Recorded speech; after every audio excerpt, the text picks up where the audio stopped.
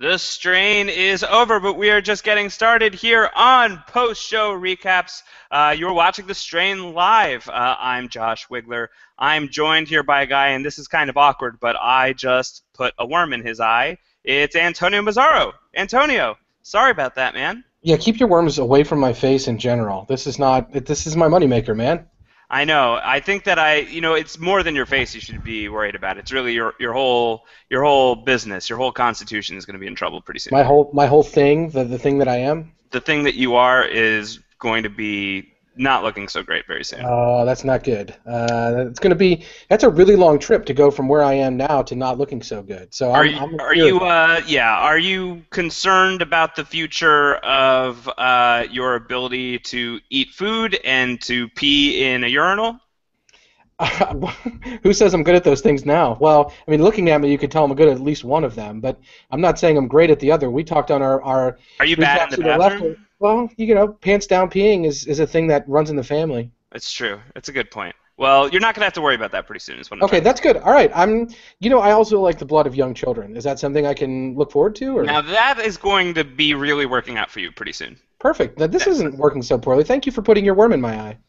My pleasure, and I will do it again anytime you'd like. I think you only need to do it once. Yeah, once is more than enough. We're not Japanese. Once is more than enough. Welcome, everybody, to... If this is your first time, then this was a very awkward way to get introduced to what Antonio and I tend to do here on The Strain Live here on Post Show Recaps, where we are recapping every episode of The Strain on Monday afternoons after the episodes aired on Sunday. We're rapidly getting to the point where season 1 of The Strain is almost over. How many more after this week, Antonio? 3 more episodes? Three more, I think, right? Wow, so this was the fourth to last. This is the penultimate episode? Called Loved Ones this week. And what an hour of television it was. Yeah, I wasn't one of the ones who loved. You did not love the Loved Ones. I was not one of the ones who loved. What about you? Not my favorite. Not my favorite. I mean, there's definitely a lot of interesting stuff that we can and should talk about, but I think it behooves us to discuss some of the problems as well. I'm comfortable saying this was the worst episode of The Strain. And it's a show. I'm very comfortable agreeing with that. But it was a little off. It was a little off pace, and we spent a lot of time doing things that I don't know why we did. So let's talk it out. This episode was under the good weather. Yeah, it was effing awful. Yeah, effing under the good weather. But no, there's a lot to talk about. If you are tuning in now and wondering where we were last week to discuss last week's episode of The Strain, well, we had some technical difficulties that kept us away from YouTube. So if you tend to watch these shows live on YouTube as we are doing them, we had some technical difficulties. That meant we couldn't do the video podcast last week, but we did do an audio podcast. So if you're wondering where our coverage of last week's episode is, go to postshowrecaps.com/ I believe it's Strain iTunes is how you can subscribe there, or you can just subscribe to Post Show Recaps in general at postshowrecaps.com/iTunes, and you'll never miss an episode. We'll always be there on the audio. Sometimes the video gets a little wonky. So far, knock on wood, Antonio, so far it seems like Dutch has been as ineffective at getting us off the internet as she was at infiltrating the Stoneheart group. Yeah, which is a good thing, and maybe now she's just out on the streets, kind of having it out on her own. Yeah, what a silly thing to do. It's very Vasily. Very, very Vasily Fett thing to do. Dutch, questionable decision-making all around. Hey, she could have at least split responsibility. It would be very Dutch of her to do that, but she wanted to martyr herself. It's not good. We'll get into that. It's very, very bad move by Dutch this episode. Very bad move by Dutch this episode. Of course, this is a live show. If you're watching along live, thank you so much. Always a pleasure. If you are, you can tweet at Antonio and I. We will answer your questions live in the air as they come in. Antonio is at AC Mazzaro. That's 2 Z's, 1 R. I'm at Round Howard, like Ron Howard, but rounder. Use the hashtag PSRecaps. That way we will be able to monitor everything that's going on. We also got a chat room going on. Very fun. So if you only listen to this in the audio archives, I think you're missing out on a little bit of fun. It's always fun to do these things live. Yeah, it always is, and we're very thankful for the people that are around and that participate with us, even on episodes like this one that maybe were a little bit of a letdown. Maybe a little bit of a letdown. So, I mean, maybe we shouldn't, let's address the elephant in the room. What was wrong with Loved Ones, in your opinion, Antonio? What was it about this episode that maybe it was not quite up to par? Because I agree with you. I feel comfortable calling this the worst episode of the series, and I would say it's not close. Did you say address the Kelly-phant in the room? I did not, but I should have. Yeah, well, that's what was wrong with me. What was wrong with it for me? Not that I don't like Kelly, not that I don't see the importance of her to F's story and what's going on with F and Zach and the whole dear ones, family members angle that's happening with this show makes a lot of sense, and it adds an emotional weight that maybe we don't get from every vampire story.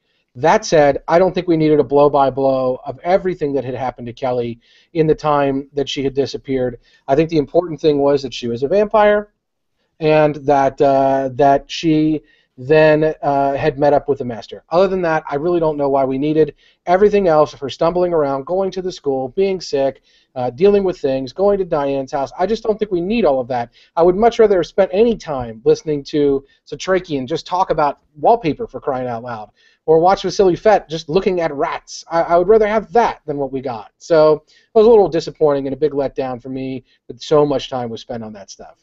Would your feelings be different on the Kelly storyline, not on the episode? Because what I'm going to say, I think, would make this episode non-existent. Would you be better with the Kelly storyline if it was being parsed into the things that we had seen in the past couple of episodes? This took place. It started 32 hours ago, and between 32 hours ago is when Kelly's journey happens in the episode to where we are now. If that had been kind of intercut into these past couple of episodes where we were actually seeing Kelly's story in real time with everything going on with F and Fett and all of these characters, do you think maybe you'd like it more? Is there still just something problematic about following Kelly's story here? Was it still just maybe we're seeing too much? I think it would have been better to parse out. I do think that.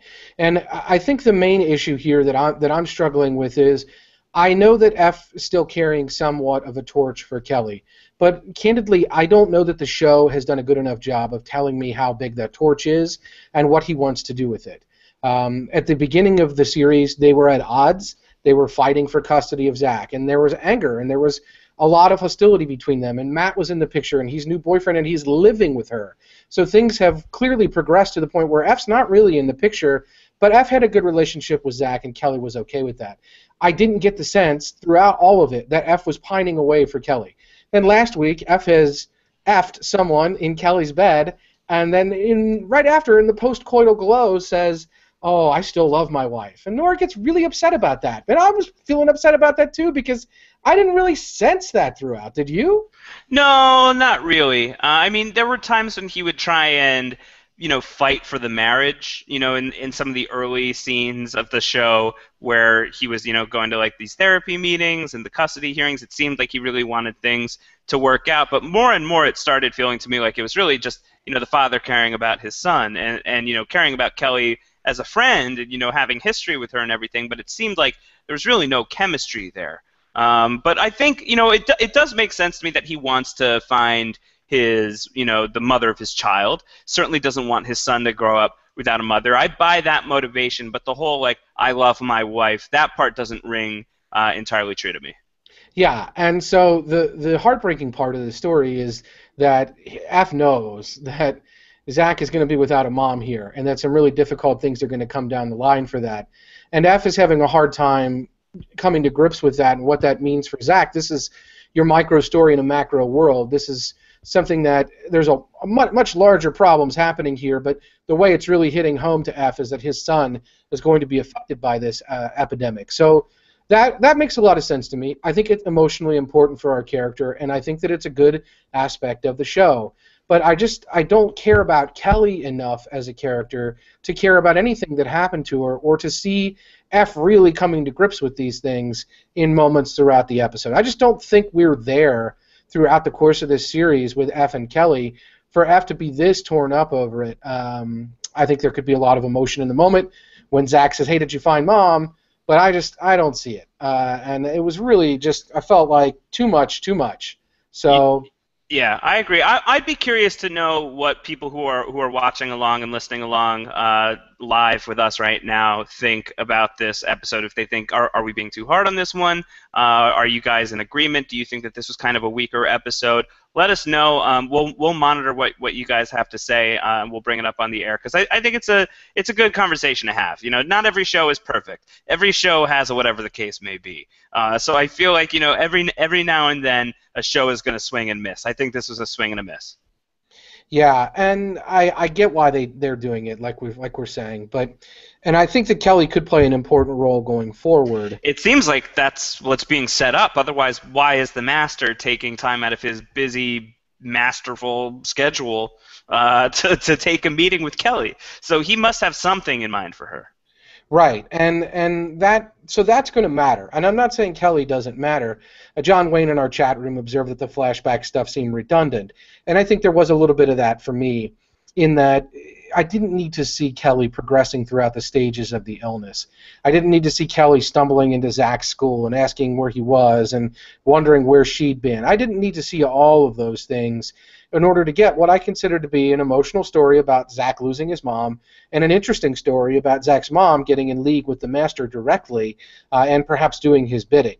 Those two things are important and they're interesting, and I think that they could have been served by a little less screen time devoted to this story. But right. I think once they decided they were going to go with the style and the structure of the flashback, I think they wanted to fill it and make it an actual structure and not just one or two scenes.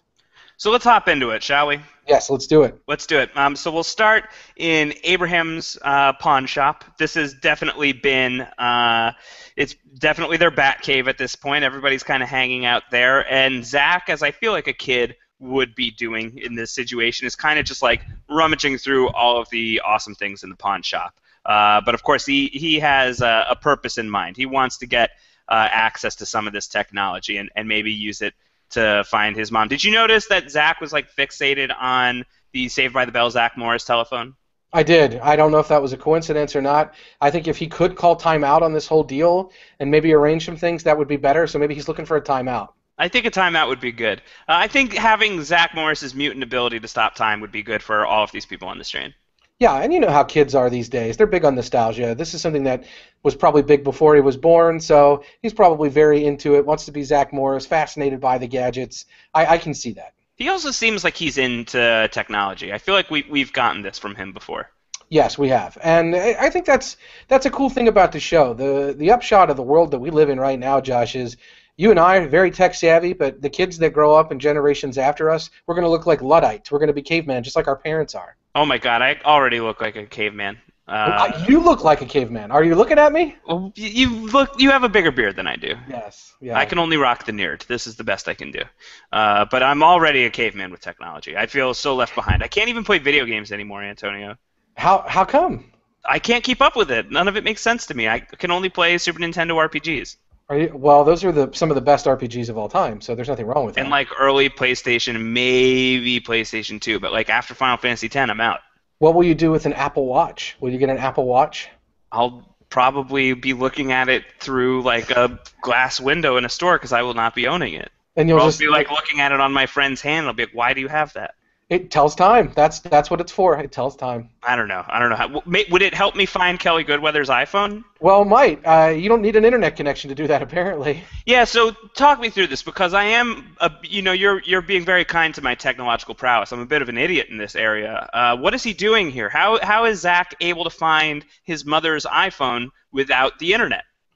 Yeah, I'm not sure it really checks out. I don't know if there was if we were meant to think that the internet was intermittent and that's what he was really struggling with, because I don't think he could otherwise have found it without the internet. And he was like, I got the internet, it comes and goes. So he was able to get online. We saw the page kind of loading really dial-up speed or worse a couple of moments. So I think he was ultimately able to get on the internet, but what we saw is he tried to connect to the Wi-Fi. He got that white screen where you're connected to the router, but you're not connected to the internet, and maybe the router eventually pulled some internet enough for him to pull up the website, find her iPhone with some underscores and some well-placed keystrokes in Safari, and pinpoint her down. I got to tell you, if this is the security that Apple has, I fear for what's in my iCloud. Oh my gosh, you just like talked a completely different language to me for 2 minutes. Wah, wah, wah, beep, bop, boop. I am a robot. Bap, bap, bap, bap. Yes. I am baffled by that. But I think equally baffling probably is when I talk about New York geography on this show. Oh yeah. I've got another gripe coming up, Antonio. I was waiting for the Wigler Ways update. All right, here's what's up. I am frustrated with the way that things move around New York City on this train. It doesn't make sense to me. It doesn't make sense to me at all. So on this episode, Zach finds his mother's iPhone. We see a Google map. Yes. Main in front. Main in front. Main in front, which is in Dumbo, which is under the Brooklyn Bridge in Right. Brooklyn. Right. And I think somebody says, wait, the phone is in Astoria? Did you hear that at any point? I might have heard that. I think somebody later on, like a minute or two from now, is like, your wife's phone is in Astoria? The phone could not be in Astoria because that's in Queens, very far away from Dumbo, where we just confirmed where the phone is. Even I know that. What is happening? Yeah. I don't know. Maybe those people are very confused. There's an eclipse happening. There are a lot of really. I guess everyone's really stressed out. Everyone's really stressed out. Everyone's really confused. They forget if street or avenue comes first. They don't know which boroughs are where. They don't think about the best ways to go places. They're essentially turning into tourists, all of them, in their own city, because their city that they know has been taken away from them. So it is not entirely surprising that they might be losing their minds one street at a time. And that said, maybe, I don't know, the Astoria thing, I don't know if F was lying or if he was saying, I got to go find my wife and the phone's in Astoria. I don't know what was going on there. And Alan Cross in the chat room, he also observes that he doesn't know about us, but his iPhone dies in less than 12 hours. It'd be a God-given miracle for it to last 36 hours. Well, maybe she's got like a phone charging case. Yeah, the Mophie. I use the Mophie Juice Pack Plus. They're not paying me to say that. I do like the product, but I use that as well.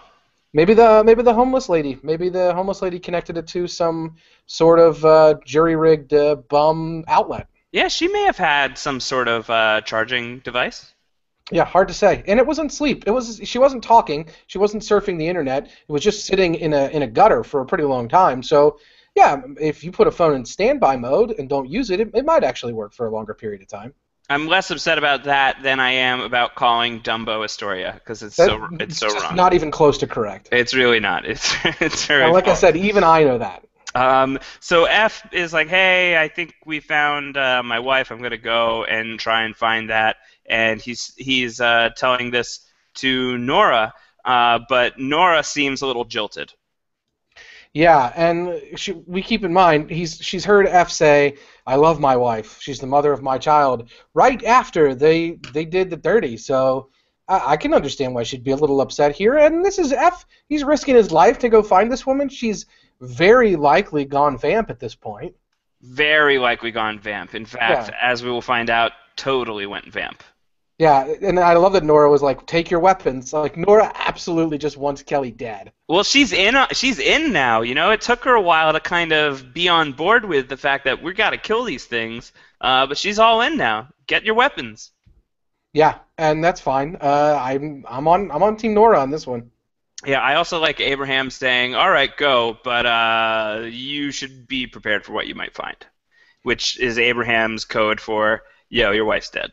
Yeah, you might need to release her, cut off her head, burn her body, and come back to me, and don't get any worms on you. Chop her up and dump her in the river.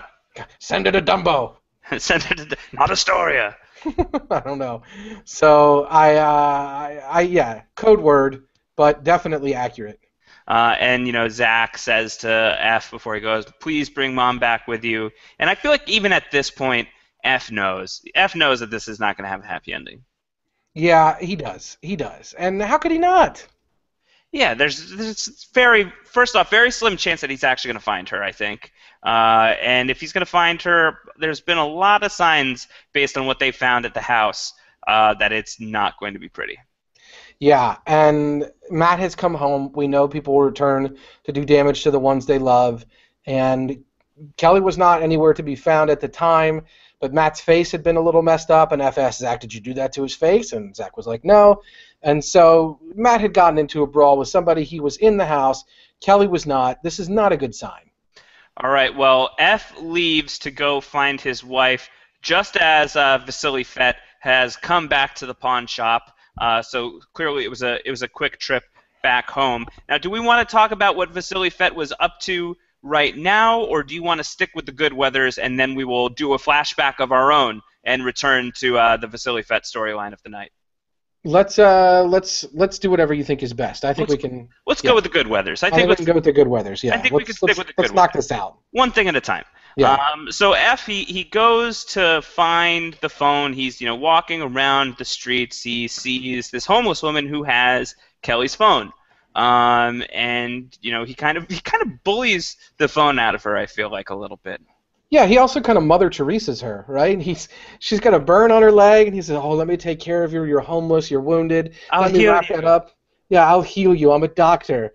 Oh, you're a doctor. Let me show you this burn on my leg." It's like, do you know any doctors? Because I feel like if you're a doctor or if you know a doctor, doctors are constantly being asked to look at lesions and bumps and bruises and bug bites and every manner of thing that's on people's bodies that's gross.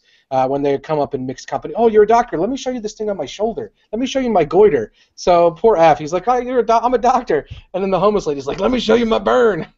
Yeah, what do you think? Was there any part of you that was surprised that she didn't have some sort of vampire infection? Definitely. Yep, definitely. You would think that's what they were going to do with that.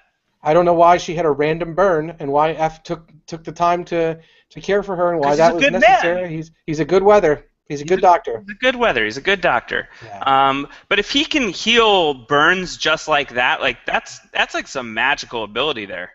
Yeah. Well, maybe he's in the wrong field here. If he can just touch you and heal you so quickly, why doesn't he just heal his hair problem? Woof. His hands are made of aloe. They're not made of Rogaine. Oh my God, wig watch, full effect. Really, really bad throughout this whole episode. The only justification I can think of for F's hair this week is just that he probably hasn't showered in a while. Yeah, and he had got the natural grease going on. He had some intercourse. He did, so he does have the just got F hair.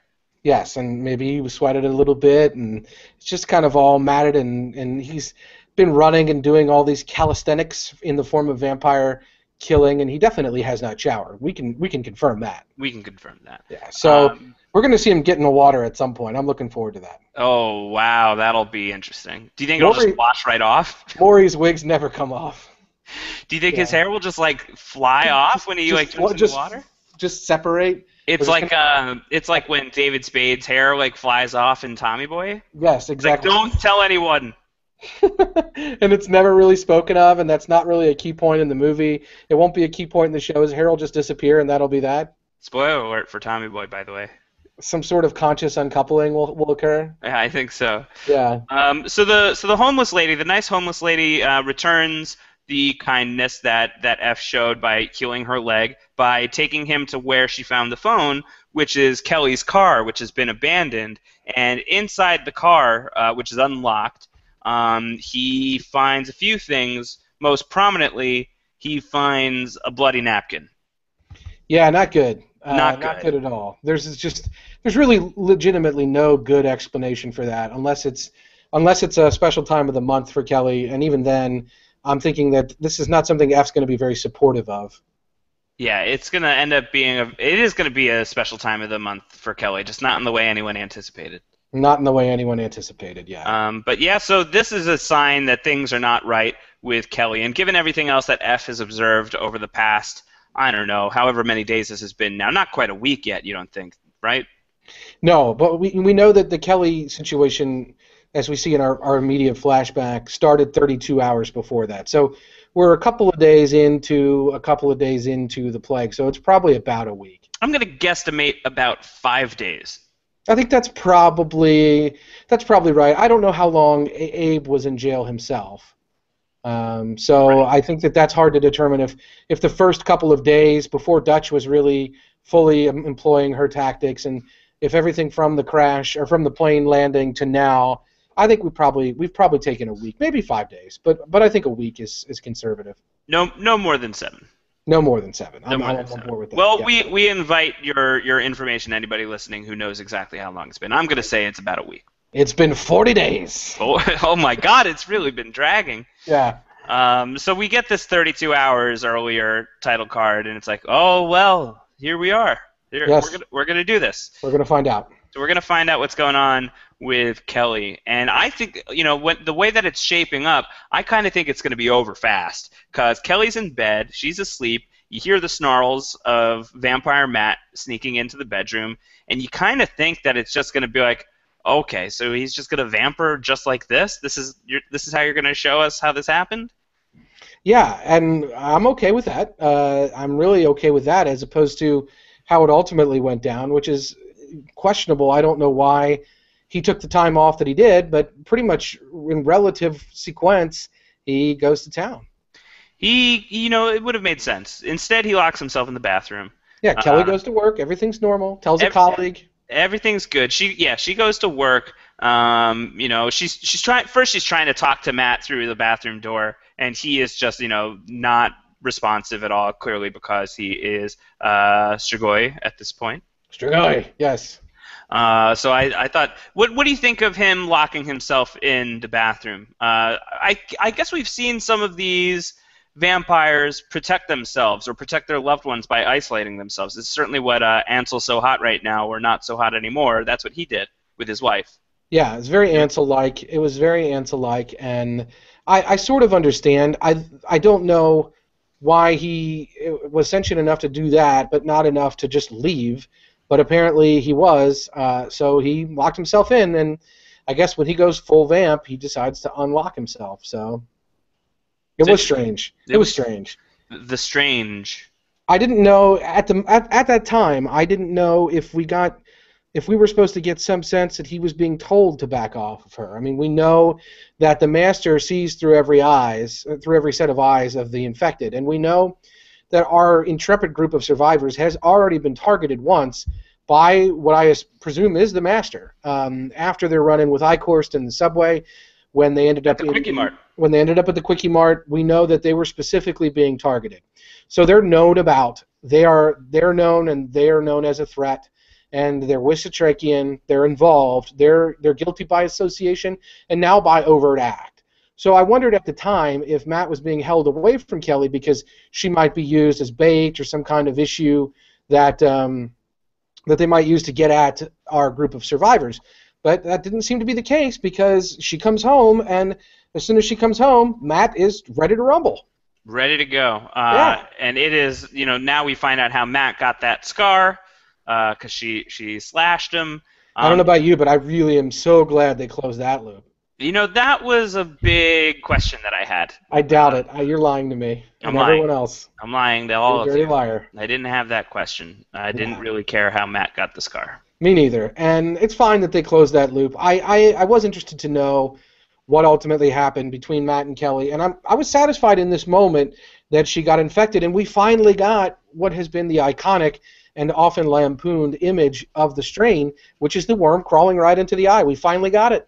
Yeah. Oh, man. Well, listen, I don't know if I've had the opportunity to reveal this on the Strain Live or, frankly, on post-show recaps, period, but I have a big eye phobia, Antonio. Me? I'm not a big eye fan either. I can't do contacts. That's why I'm a four-eyed freak. I can't do eye drops even, really. The optometrist is my dentist. Not literally, not like my dentist is also my optometrist, but I'm afraid of the optometrist in the way that most people are afraid of the dentist. Huh. Well, that's interesting. So I really was not into this. I was very upset about this. Yeah, me neither. And I think your eye phobia explains why you won't be getting the eye watch. So that's understandable. I don't know about you. I can't even open my eyes underwater in the swimming pool. Can't do that. No. Can't deal with things like that. I have eye problems as well. I don't like it on TV shows, especially these Boardwalk Empire type shows or these shows that are realistic fighting like Game of Thrones, when some characters take their thumbs and just pop people's eyes out of this. I'm not a fan. Eyes are pretty sensitive to me. Eyes are sensitive to me, and I was really not thrilled to see Kelly get infected this way. I thought it was brutal. Yeah, and it's a horrible way to go because you literally watch it happen, and she literally watched it happen, and it was I'm just shuddering even thinking about the aftermath where she looked at her eye and there was a red bloody ring around it, and she was clearly on the way down. That was no good. God, why did it find a place? Like, why the eye hole? Why the tear duct? What is that part of the body even called? It's no good. It's no good. And I think that we might have lost Josh. I think he got really upset about the eye thing and has taken to the streets. I don't know. I see him sitting here, but he seems to be really sad about what's happening. I don't know. This is really bad. And this is just a scene where I don't know about anyone else. It sounds to me like Josh and I are on the same page, that the worm from the mat juice crawling right into her eye hole. I mean, in my notes I just wrote, "Oh, no, no, no, no, no, no, no, no, no, no." I wrote no like 14 times. It was dehumanizing to happen the way it happened to begin with, and I was happy to see the iconic image from the show, but I wasn't so stoked about seeing the way that it all went down with it specifically happening right in front of our face, and then seeing the aftermath. I thought that was pretty rough. Not quite Clockwork Orange or Lost level, held open eyes so that someone's being tortured, but not good at all. And this is it just goes downhill from here for Kelly. We get Sad Kelly in the car, #Sad Kelly, with her tears that she's crying, and you can cry all the tears that you want, Kelly. That it's just not going to cry those worms out. You can cut Matt's face with a blender all you want. You're not winning this one. It's unfortunate that it's happened this way, but she's in the car, she's crying. But I did write in my notes at this point, who gives an F? I don't think to this point, and I'll be interested to see what Josh says once we get him back. I don't think that we have any reason to care about Kelly at this point. I mean, we care about Zach because we care about F. And we care about F because he's our main character-ish, but he's also kind of a jerk. I mean, I don't know about anyone else, but I tend to care about Satrakian and Fett more than I care about F. He's just kind of a jerk. So I think we're supposed to care about him. So by design, we're also supposed to care about Zach and supposed to care about Kelly. But in reality, the way it plays out, I just don't think this show has done enough, specifically with Kelly, for me to really care that she's really broken up about getting sick and really sad. But that's what we get. We get her sick, and then we get a scene where she's sick and kind of lost. She's in a haze. She's going to look for Zach at his school. She says, am I late? It's obviously not a good time. They've sent everyone home. The school admin is calling someone to report what appears to be a dazed concussion from Kelly. We know it's not. We know she's gone full vamp, and the line goes dead. So whoever, I have in my notes that she must have called, this administrator must have called Roger Goodell because he doesn't care about women's health. So this is an unfortunate thing that's happening with Kelly. Kelly's wandering around. She's half turned, and I can hear Josh now. Josh, he sounds like he's in the swimming pool, but I can hear him. Am I back? You're back, such as it is. All right. I apologize if my audio is crummy, but we did. Dutch continues to hack into us. Yeah, you're good. You're good. The louder you can shout, the happier you'll feel, I think. Can you hear me now? Absolutely, sir. All right, so we will pick up from there. Oh my God, Antonio, you're so good at just talking to yourself. I had no idea. I believe that's called vamping. Vamping, indeed, on the strain. All right, well, we're back. Where did we leave off here? So Kelly's at the school. She goes to the school. She's looking for Zach. The school administrator calls somebody. The line goes dead. Nobody cares. I mean, I don't understand why we're supposed to care about the continuing saga of Kelly turning, but that's what the show's asking us to do. That's what we're watching. So she leaves the school, and then we get the flashback again later in the episode, 17 hours earlier. Yeah, it's going on too long. Yeah, it's going on too long. You know, it would have been okay. It would have been enough to see her get infected. You could have ended it there and then picked up again at her meeting the Master, maybe. But I feel like at this point we've just gone on way too long. Yeah, and I think that Tom Osterbrook in our chat room said he didn't think it was so strange for Matt to back off at first because it's been shown many times that the instinct takes over gradually. Ansel at first drinking steak blood and the voices and things like that. Relatively human, goth dude, relatively human, I think we're talking about when we talk about Gabriel Bolivar. Bites someone during a threesome, and Matt backs off and locks himself in the bathroom to protect Kelly until he goes full vamp. The evidence is there, and we're seeing more of this with Kelly. So we're seeing the gradual vampization of what's happening with her, but I don't know why we had to see Matt back off. We knew he was going to get turned by those guys that he thought were junkies, and I don't really know why we didn't just cut to the chase and have Matt attack her in the kitchen, but we did, and I don't know why we don't just cut to the chase with Kelly, but we don't, so here we are. Well, it is somewhat satisfying to watch Kelly's first vampire kill. Yeah, that part is true. I kind of do like it when she goes to Diane's house and she just, Diane's like, did Matt do this to you? I can't believe it. And she's just like, where's Zach? Where's Zach? And the kid comes down the stairs and Kelly just starts like retching and then she just tongues him in the throat. Yeah, that's brutal. And then she tongues her friend in the throat. Well, and everybody's just tonguing each other. She's definitely going to get a DUI tonguing that friend in the throat now because her blood seems to be pure alcohol from what we know about this friend. But I do think that this friend and the son of the friend really serve as a sort of surrogate for Zach and Kelly, right? This is what it could be like for Zach and Kelly to go down, and we see that happen to this kid. And this is sort of her surrogate loved one in that respect. And it was hard to watch, I'll give you that. It was kind of cool to see it happen, but it was also sad. It was also hard to watch. The whole tone of this episode was sad. Trevor Davis tweeted, "Did I watch an episode of The Strain or yet another Leftovers episode?" Oh. In the place of silly monster fun, I left feeling awful. And this is a scene that made me feel pretty awful. Yeah, it was tragic. It was tragic. Yeah. I also felt a little awful at the fact that somehow Kelly, as a vampire, manages to make it from. We assume that Diane lives in Queens, right? Yes, I think so. Maybe Astoria. Somehow Kelly gets from Diane's in Queens as a vampire to Nevin's in Flatbush in Brooklyn, which is basically Dumbo again. Not quite, but it's like Brooklyn, Borum Hill. Close enough to the bridge. How did you do that, Kelly? You're a vampire. Most New Yorkers can't do that as not vampires.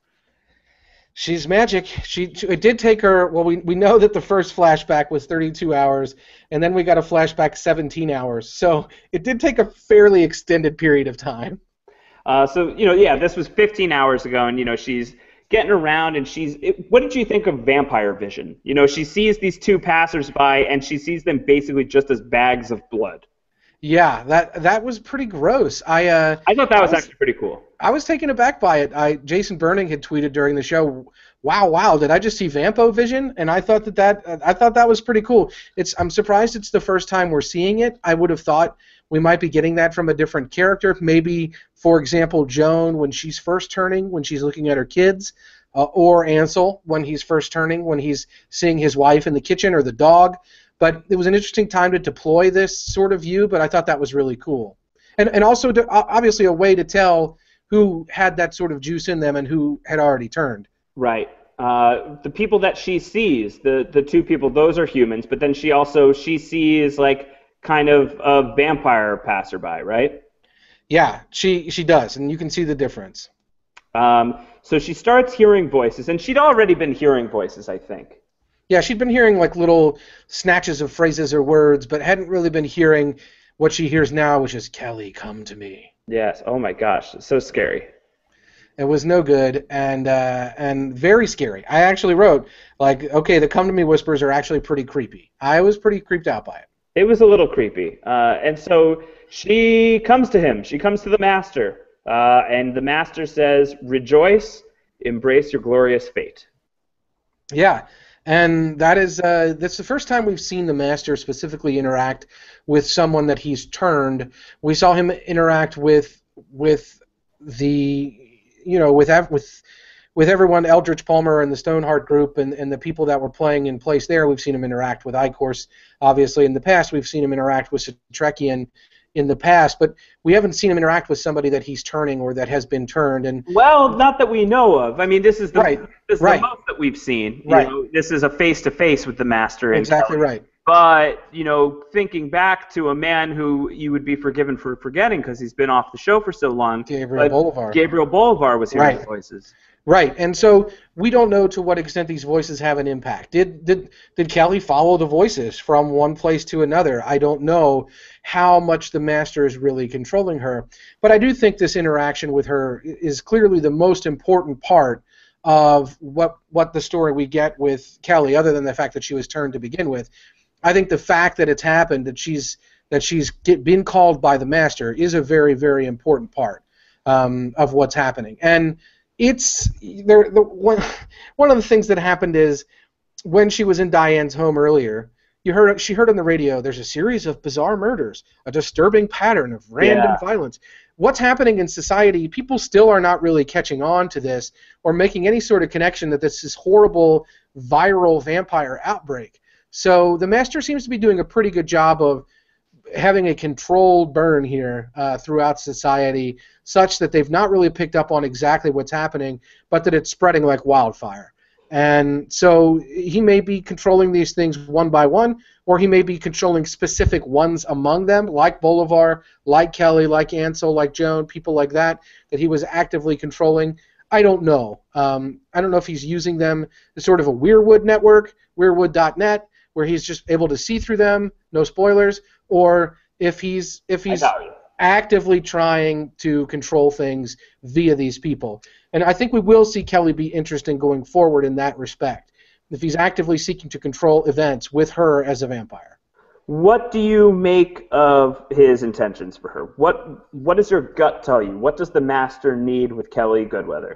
Well, that was a question I had for you, and Tom Osterbrook also hit it in the chat room. Do you think Kelly's going to be like an Icorse level vampire?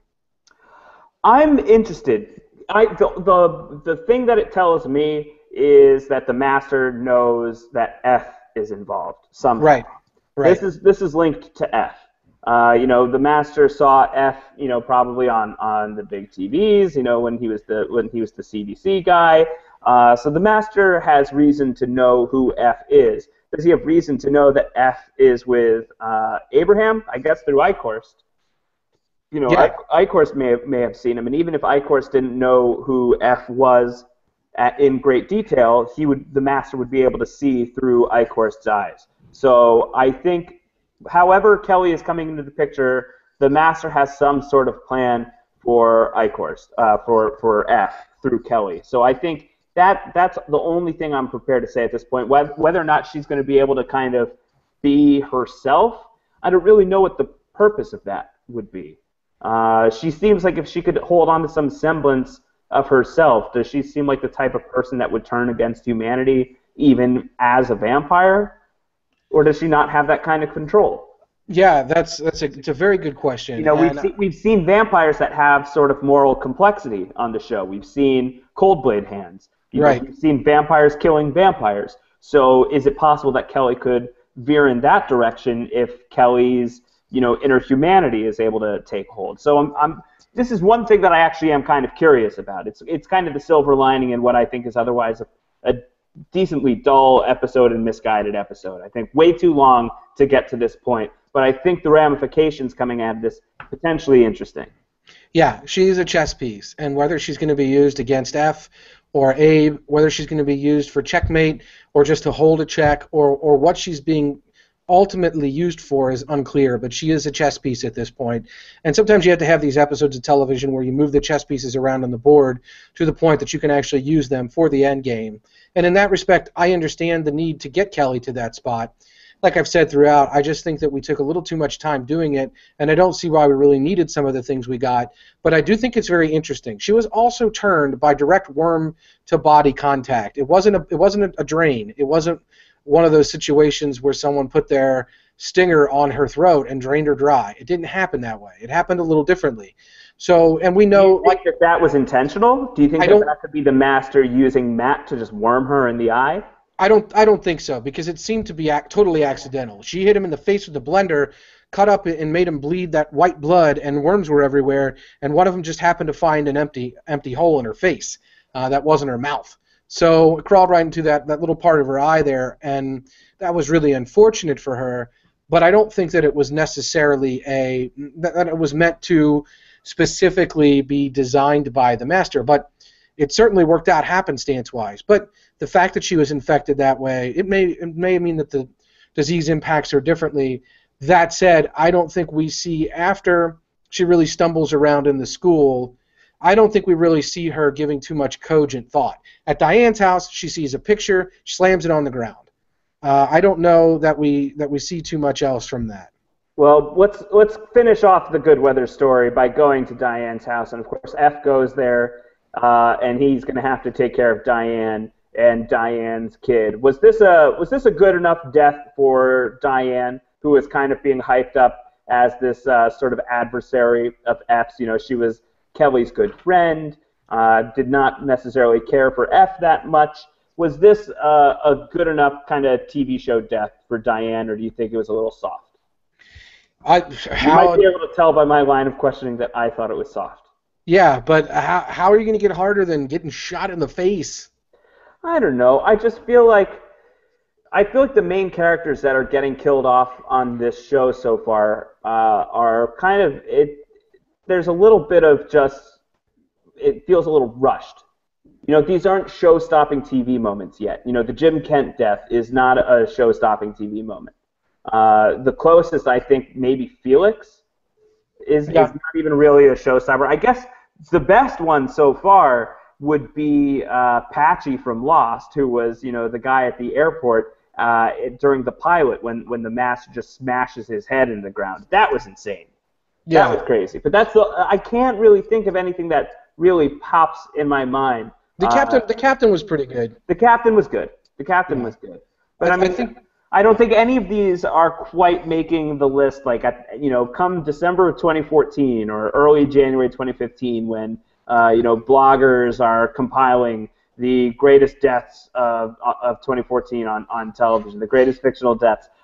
Right now, I don't think that the Strain is going to crack that top 10. Sounds like an article you might already be working on in your mind. Probably inevitable. It's very likely. I think you're right, though. I don't think anything. But you know what? We've got the rest of this 3-episode season here to perhaps find and accomplish our goal in that regard. So I think we could do good work here. Sure, and I think the show is gross.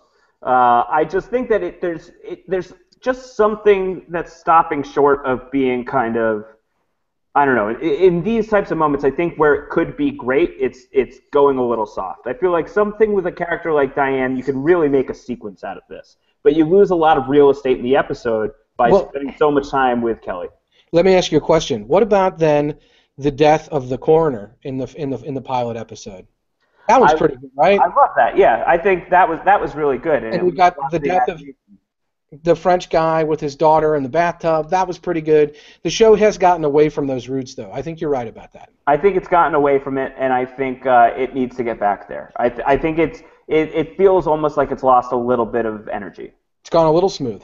I wasn't wild about last week's episode either, and I'm really not so happy about this week's episode. So really, with 3 episodes left, I really hope that they can start picking up the pace a little. Yeah, we need a sense of urgency, and they're raising the emotional stakes. So when F does show up at Diane's house, I talked earlier about them essentially being surrogates for Kelly and Zach. It more clear than in that moment where F has to shoot them both. That's essentially like shooting his own wife and kid, in that it's a mother and a child, and he really has to take them out for no reason other than the fact that they're vampires, and he's really had to accept that he has to do this. So I could see the potential for him having to take out his own family in that way, and I think F could see it too, because he really breaks down and is crying, and he sees Kelly's necklace there, and it's all too real, right? Yeah, and Jason Burning just tweeted at us and said, best death so far is Cold Blade Hands' Kill Squad, which is maybe pretty close to accurate. Yeah, Joan getting burned down was pretty great. So that was awesome.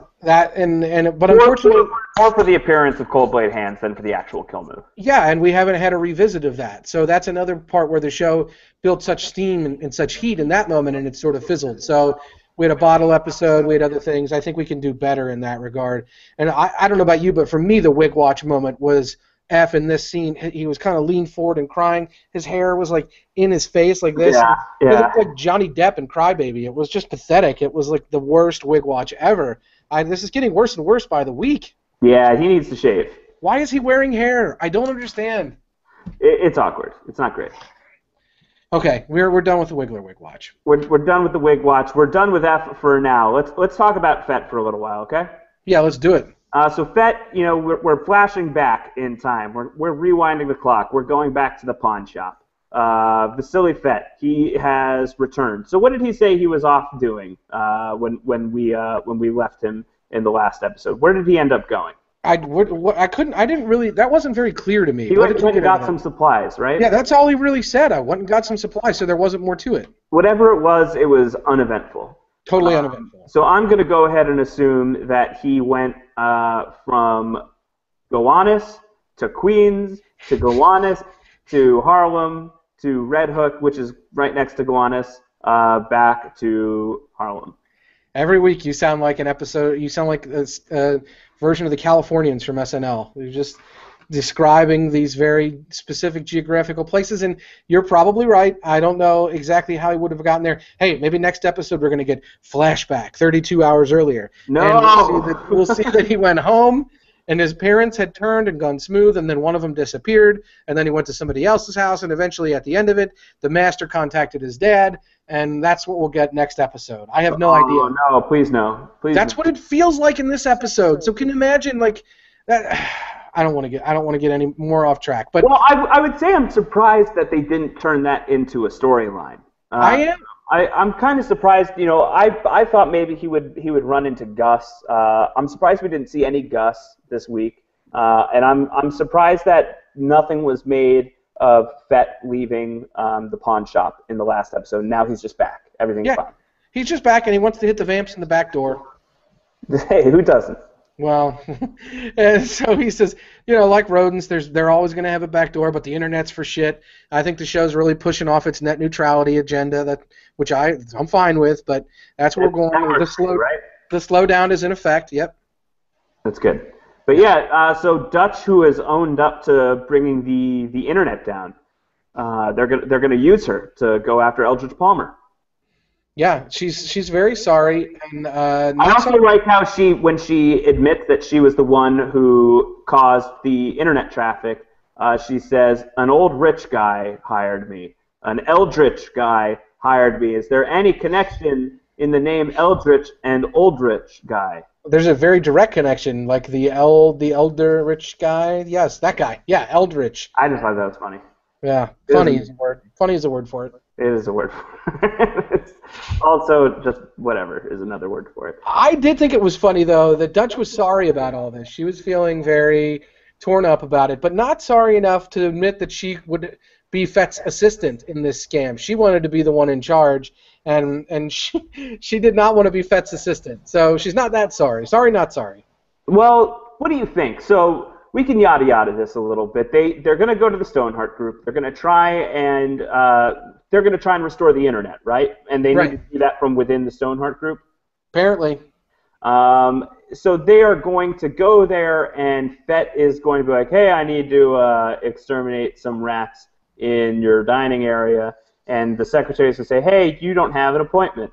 And he's going to be like, "Yeah, but look at how cute and charismatic and confident I am." And she's going to be like, "Okay, sure, go on in." And they'll go in, and you think that worked. And for a split second, I'm like, I can't believe that worked, and that's kind of really stupid that worked. But no, they get caught by security immediately. And now I'm thinking, well, that was a shockingly stupid plan. And who in their right minds thought that would work? And honestly, that's a big knock against the intelligence of some of our main characters here. Yeah, well, you did see Dutch looking up at the camera when Fett was at the desk sweet-talking the lady. So I don't know if Dutch is sort of on a death mission here, if she kind of wants to atone for her sins by ultimately taking responsibility for them. But that's what happens. That's basically what's happening here. So let's say Dutch had gotten her way, and she is allowed to be the supervisor to Fett's underling. Is there any version of a plan under Dutch's leadership that would be better than what they came up with? Absolutely not. No way? No, I don't think so.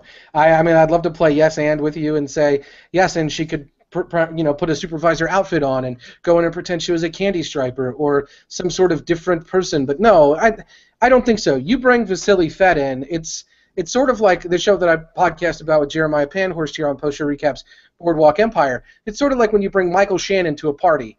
Nobody's thinking Michael Shannon is just a soft, easy, small guy. You bring a giant guy like that at your side, you're making an impact and you're making a statement, and you're drawing eyes regardless. You walk in there with Vasily Fett, people notice you. He's got a big trench coat on, he's got this face with the facial hair, and he's just a big, hulking dude. He's not the kind of guy that can just slide in and out. He's not an actor that you would see like in some sort of Inception scenario. He can't blend. Vasily Fett does not blend. Yeah, I think it would. It was going to backfire. It was going to backfire. It was bound to backfire, and I think Dutch knew that. You think Dutch knew? Yeah, I do. I think she was willing. I think she wanted to go and just immaturely tell truth to power. We saw her immaturely throwing stuff around her apartment and being kind of whiny about that last episode. We saw what happens with her later in this episode, which we'll get into. I just think she's sort of emotional and really. And that really is what's hit on by Eldridge Palmer. So what happens, of course, is that the security takes them both in. Reggie Fitzwilliam. Our friend Reggie Fitzwilliam, a.k.a. Curtis Manning. Which name do you like better, Reggie Fitzwilliam or Curtis Manning? Because now I'm torn. That's a really good name. I didn't know his first name was Reggie. Well, when you put Reggie in the mix, it is a better name. I'll give you that. The whole Fitzwilliam, I'm not a big fan of. You're not a big fan of Fitzwilliam. You think it should either be Fitz or William. Pick a name. Yeah, or I'd go with, Fitzpatrick. I don't understand why we got a Fitzwilliam, too. What about Fitz Antonio? I'm okay with that. If he wanted to be Irish Italian, I think I could play that off. Would Fitz Wigler work, or is that not good? Fitz Wigler. I think it's fantastic. It sounds like a frosty soda beverage.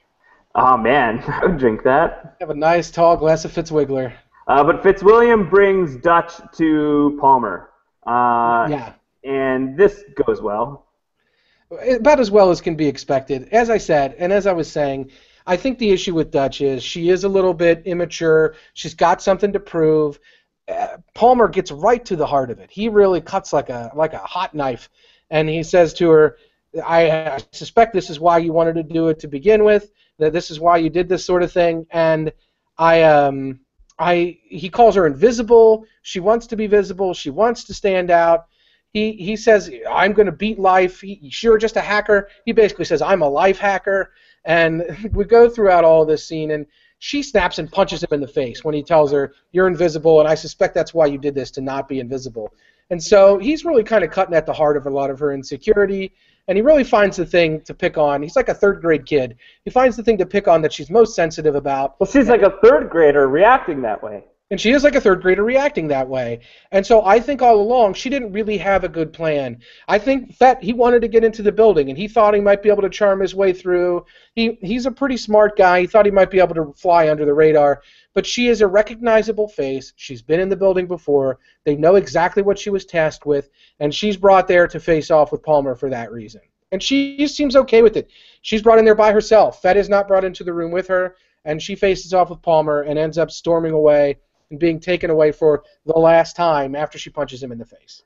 So is there any chance that this was part of an elaborate plan here, that maybe they accomplished something in their infiltration of Palmer's secret lair, they pulled a Tony Stark and they put an extra screwdriver on a computer, and so now he knows all of S.H.I.E.L.D.'s secrets? Is there any way that there was anything like this, or was this just a complete failure?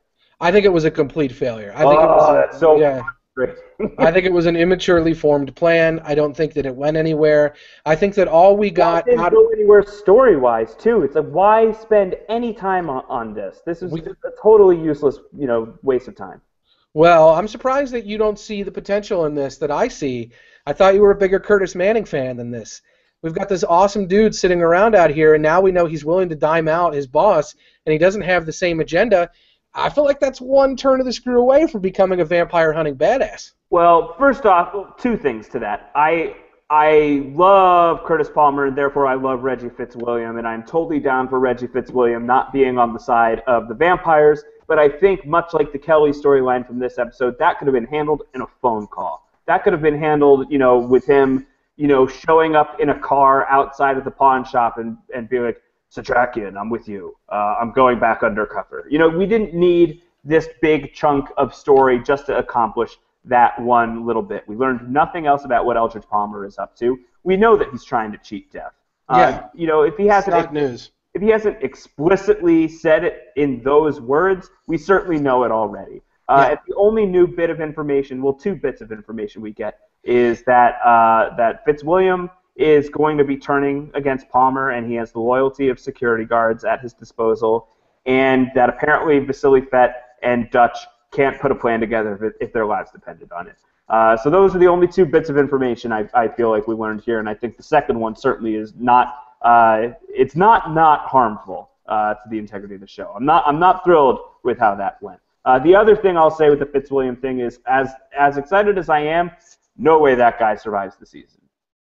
No chance. And no chance he survives any sort of coup. He gets Eichhorsted immediately. I think you're right. He wasn't wearing a red shirt, but he may as well have been. Yeah, he's not a big player in this thing overall. Love my man Curtis Manning. I think that he's toast. In fact, I probably would have thought that he was not going to make it anyway, just because he seems like an expendable character. I feel like this puts the target on him so much bigger. Yeah, that's true. That's true. The target is now bigger, so I can see you've boomeranged back to sadness out of this one, which makes some sense. Yeah, a little bit of sadness. Well, let's boomerang back to F, who returns to the pawn shop around the same time that Fett and Dutch return to the pawn shop. F comes back. He's come back empty-handed, says he doesn't know where the mom is. No idea. And then he kind of takes out his frustration on Fett and Dutch by saying, well, I guess, who invited you guys here? Why are you guys here? Why do you have to be here? You don't have to be here. And Fett, who has been kind of calm and walking on eggshells with F just because, he did kill his friend. That was extreme. And F does not care for Fett. So Fett has been acting as delicately as possible. Now these two are really starting to butt horns. Yeah, and I don't know about you, but I'm on Team Fett with this one. Sure, of course. You know what? Almost any day of the week that it is Vasily Fett versus Ephraim Goodweather, I'm going to be Team Fett. Yeah, I get that F was upset. I get that he was sad, but these are not the people to take out your sadness on. They're not in any way responsible for any of this, and they've really just tried to help nonstop. And Dutch is kind of like, you know what? F this noise. F you, F. I'm out of here. And Fett is like, listen, you don't have to leave yet. At least wait until the morning when it's daylight. And she'd rather take her chances out there than hang out with these a-holes. Yeah. Yeah, that's not good. Makes her the a-hole, I think. Well, I think so too. And as I said, throughout, she's just been immature and sort of insecure about what's happening. She's been done dirty by some people. I don't know if they're trying to add characterization to this hacker, this person who's really smooth and very proud of what happened in some respects. I did that. Me and my team, we did that. I have these friends, and we took them down. And my other friend, who may have been more than my friend, double-crossed me, took my laptop, took my money, took everything. So I don't know if we're supposed to feel sympathy for Dutch, but this continuously storming off in a huff doesn't really help anything. Doesn't help anything, but she's gone, and now F has to have the hard conversation with his son. Abraham, I feel like, tries to cut in to kind of make it a little easier on him, but F's like, nah, I got to do this. I'm going to have to talk with the kid. And he talks with him, and he says, listen, I'm not giving up. Didn't find her. And so it's very sad. He's got the phone at least, but F knows what's up. Yeah, and he can't bring himself to tell Zach yet. No, instead he just let Zach watch sad videos of his mom giving him a bike for his birthday. Oh my God! It was blue. It was exactly what he wanted. Yes, it was rough. It was rough. So yeah, that's how the episode ends with poor Zach watching videos of his mom, who is a vampire, although he doesn't know it yet. Yeah, and we know 36 hours, 17 hours, 10 hours, 15 hours. She's full vamp. She's been recruited by the Master, and we've got some questions in our chat room that I think we can address at this point. Yeah, dive into them. Before we wrap up, the general question is whether Kelly's going to be an I-Course level vampire. Brooklyn Stark had also commented, when the Master changed I-Course into a special vampire, maybe there was a good leader, and that guy used his worms to make people fight the bad, as in the vampire hunters, and there's two factions and these things that are happening. The question, I guess, is where does Kelly fit in with that, and where does I-Course fit in with that, and do we have lines being drawn? What do you think the show is setting up for this? What I presume we're going to see it very soon here, the Cold Blade Hands people versus the Master's people, and if Kelly and I-Course and maybe Bolivar are going to be different for the Master than the people that we've seen on the show so far, and how that plays out with the mega storyline with the Cold Blade Hands killers that we have only seen once so far. Here's what I would love to see. We've done flashbacks. I would be down with a flash forward. I would like this show to hit fast forward on the timeline a little bit. You know, we've basically only been about a week on the show, give or take a couple of days. I would like to see the vampire apocalypse having spread a bit, and I would like to see, you know, if not outright Walking Dead, you know, where we're really in the middle of the apocalypse following human survivors trying to survive, I would be just as much, if not more, down for seeing a little bit of the vampire hierarchy, almost a little Game of Thrones-ish, where we are actually getting to see a little bit of vampire culture in charge. I think that's something interesting that the show could be driving at. That's certainly the outcome that guys like the Master and I-Course are rooting for. They're looking to be in control. I-Course was talking about the New Order. He wants to follow the Master with the New Order. I would like to see more of that world, and I think that that could be where the show is moving toward. If not exactly in those terms, I think that that is what the story seems to be driving at, is seeing a little bit more of the hierarchy of the vampires. Yeah, and I think that that's probably very true. I don't know that we're going to get a real... I got sad news for you, Josh. I think your beloved city of New York is probably just going to fall apart. It's already fallen apart. Yeah, I just think that it's not going to... Up is down and short is long, and everything is just all over the place. Canadian New York is not the New York that I know and love. No, and I think as we go forward here, I don't think it'll be too long before we'll look back fondly at the time when we were doing Wigler's Ways update and trying to figure out the way people were making their way around New York, because I think New York, as we know it, is going to fall. And I personally think Eldridge Palmer is going to fall with it. I don't be immensely satisfying, because I don't like that guy. Yeah, he's just I think that this is the guy who essentially, like we've seen multiple characters in the show, Jim Kent being among them, you have one plan in mind, and you don't realize who you're really planning with, because they maybe have another very different plan in mind. And so I don't know why. It was very clear that the Master needed Palmer's real efforts and Palmer's abilities and Palmer's influence and reach and money. The Master needed all of that to get himself into a position where he could truly dominate in New York and take over. So the Master wasn't doing this without Palmer. Palmer was a key element in the Master's plan and played that key role in that respect. Now, if the Master does do that, Palmer's not going to matter. And my question is, and I think this is what was kind of playing out in our chat room, is let's say that's what the Master is. This guy who wanted to take over, needed some help to do it, manipulated his way in. He's the man in black, if you will. He found some loopholes. He got his way through. Then these other dudes who are clearly killing the Master's minions are against him. And they're old vampires as well. They're not new vampires so far as we know. And if that's the case, then they've existed for some period of time, perhaps in opposition to the Master.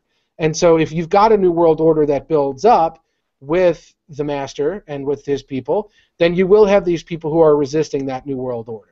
And I think that will be the interesting thing to see going forward, if that's indeed what is in play. Yeah. or if there's some more to it. It's a shame that we've taken almost a whole season and we've only seen one glimpse of these people, if that's going to be the larger meta story, because I just think that for me, Palmer is totally a pawn. Kind of this season would basically be extended prologue. Extended prologue, exactly. And I know this is based on a trilogy of novels. I have no idea where in that trilogy this season has covered.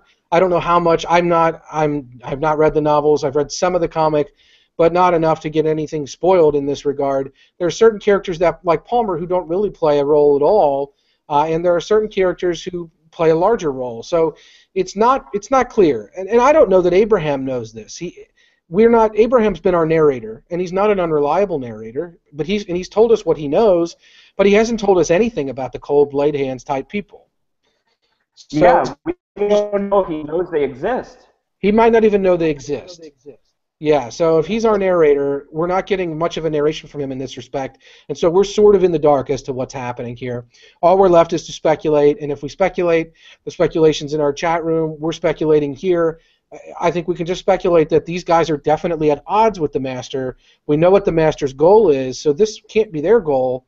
So what is their goal, and how long have they been at odds, and why are they at odds? And those are interesting questions to ask. I agree. I'll be interested to see where it goes. I hope we get some more sightings of Cold Blade Hands in the near future. Yeah, because until then, we've got episodes like this, which are just like #SadStrain.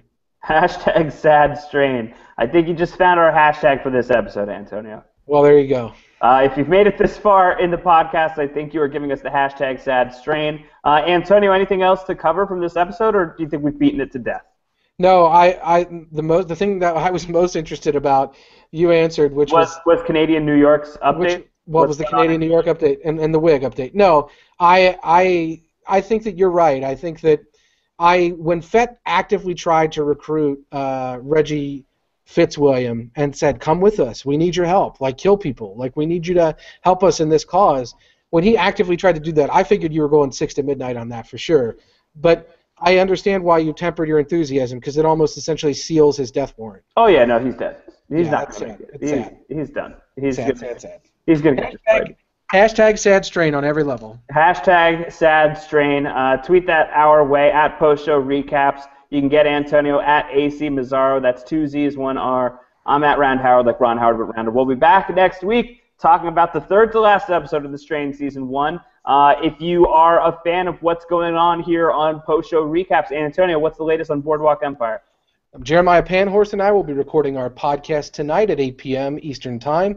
So if you have any thoughts about Boardwalk Empire, last night's episode, second of the season, go ahead and tweet them to me at AC Mazzaro here, or tweet them at jpanhorst, JPANHORST, and we'll talk about them on our podcast tonight. We look forward to having your thoughts. What about you, Josh? Tell me about what's happening with the Sons of Anarchy Motorcycle Club. Yeah, we've got some stuff going on. The Sons of Anarchy's final season premiered last week. Rob Cesternino and I are talking about that Tuesday night, so that will be tomorrow night, Tuesday night, 11:30 p.m. Eastern. Somewhere around there is when the episode is going to end. It's always hard to figure out when Sons of Anarchy is going to end, because those episodes are like 100 hours long. But Rob and I will be on as soon as the episode ends on the East Coast. We'll be talking about Sons of Anarchy's second episode of its 7th and final season. Beyond that, Antonio and I are going to be talking again twice this week, talking about Lost on our Lost Lives podcast. We warned you it was coming, and here it is. We are going to do the 108 best episodes of Lost as an epic podcast, and it should be pretty enjoyable if you are a fan of Lost. So make sure to tune in or download it when it is available by subscribing to postshowrecaps.com/iTunes. And that's about it. So, yeah, we'll be back next week for more of The Strain. Hopefully a little less Kelly Goodweather, and hopefully a little more Cold Blade Hands, or at least some Gabriel Bolivar. Where is that guy? I don't know. He goes smooth and disappears. I don't know. Yeah, guy goes smooth. He doesn't call. He doesn't write. Gawker's got to be very worried about this. I think so. Well, we're worried as well, so we will tune in next week to see what's going on with Gabriel, if he arrives, if F is back. All of these characters will be tuning back in next week as we talk about the third to last episode of The Strain of Season 1. We will talk to you all then. Take care. Bye.